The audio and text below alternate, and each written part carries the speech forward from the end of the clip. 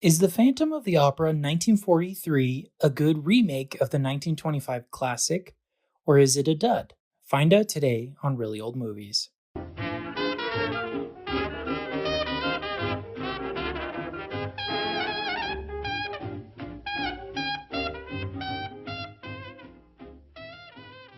Welcome to Really Old Movies. I'm your host, Harrison Scullin, and today I'll be reviewing The Phantom of the Opera from 1943, starring Claude Rains.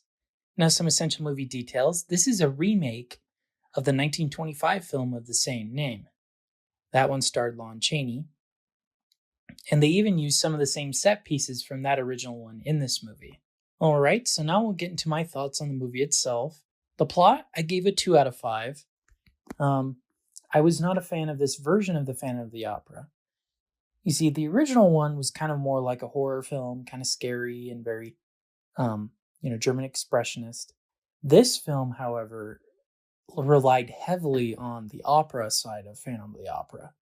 So it added in a couple different characters, and we saw, different things going on that we didn't really see in the original one. And I didn't like that because we hardly ever see the Phantom. Like, the whole point of me watching this movie is seeing the Phantom of the Opera, being jealous, and, lusting after Christine and all of that. So, no, I did not like this plot. I did not like that they went heavily into the musical side of it. In regards to the acting, I gave it a 2.5 out of 5. The reason why I didn't give this one a 2 is Claude Rains. Claude Rains is fantastic as the Phantom. His scenes are the best parts of the whole movie. Everything else, every other actor and actress, is terrible. Like, they play it almost like a comedy, and I just do not like that. This movie should have been a horror film like its predecessor.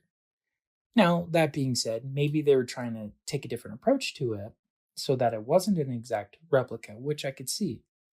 I just don't think it worked. I don't think delving into comedy was the smart idea, especially when it's supposed to be taken seriously, too. I could understand like an Abbott and Costello meets the Phantom.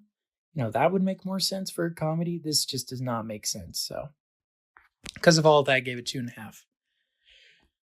In regards to directing, I gave it a 1. I don't know what this guy was thinking of turning this into basically a musical.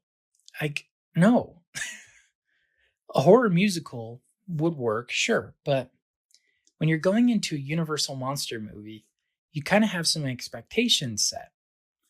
And to me, this is way too far away, way too not like the other ones. So, yeah, that's why I was disappointed with it, and the director was just terrible for making those decisions. All right, in regards to cinematography and special effects, now surprisingly enough, to me, this is actually one of the highlights. I give it a 5 out of 5. It was a beautifully shot and made film. I love the colors that they used. This is a color film, one of the few in the Universal Monster Movie collection.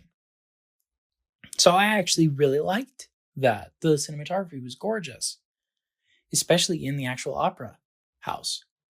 But that's it. That's the highest highlight of the whole movie, other than the few scenes we have of Claude Rains. And I just don't know what they were thinking. In regards to music, gave it a 2 out of 5 because they made it into a musical. Like I said, why does this need to be a musical? It does not need to be a musical. So, yeah, no, I did not like the music. All right, so tallying up my Letterboxd score and averaging it all out brings it to a 2.5 out of 5, which is what I'll be giving it on Letterboxd. So, would I recommend this movie? No, I would not recommend this movie. The only people I would really recommend it to are fans of Claude Rains, just so they could see all of his movies. Everyone else, no, I will not recommend this movie. I think it's too much of a musical. It does not need to be a musical. Now, some may say to me, but what about the Phantom of the Opera play? That's a musical, right? Yes, but it was dark. It was a dark musical. It's not a happy-go-lucky, screwball comedy musical. No, that's what this movie is. This is a screwball comedy musical. So, no, I cannot recommend this movie at all. It's a disappointment. All right, well, those are my thoughts on The Phantom of the Opera from 1943. Thank you so much for listening to today's episode. Make sure to subscribe to Instagram and Facebook at Really Old Movies, where I discuss details about the week's particular film. New episodes are released Saturdays at 8 p.m. Pacific Standard Time on Apple Podcasts, Spotify, and Amazon Music. All right, thank you so much. This has been Really Old Movies. I'm your host, Harrison Scullin. Take care.